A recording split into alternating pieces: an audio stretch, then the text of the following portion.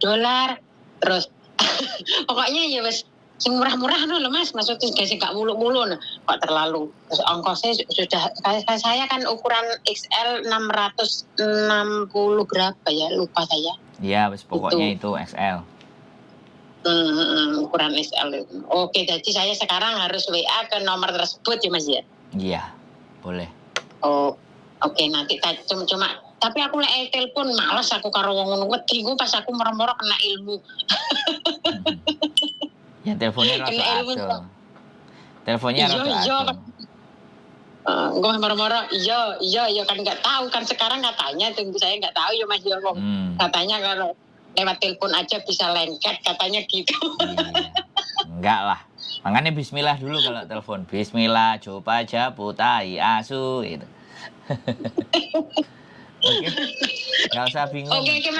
Kontak-kontak nanti kalau ada masalah. Siap. Oke, makasih. Assalamualaikum. Waalaikumsalam warahmatullahi wabarakatuh. Oke, buat teman-teman semuanya, terjadi lagi ya paketan ABCDE FGH IJ KL MN OP. Saya nggak ngerti, saya nggak paham. Intinya yang saya baca peraturannya adalah lebih dari $3 US itu baru atau bekas tetap semuanya kena pajak. Itu saja informasi yang bisa saya sampaikan. Keep stay tune my YouTube channel and see you next video. Bye bye.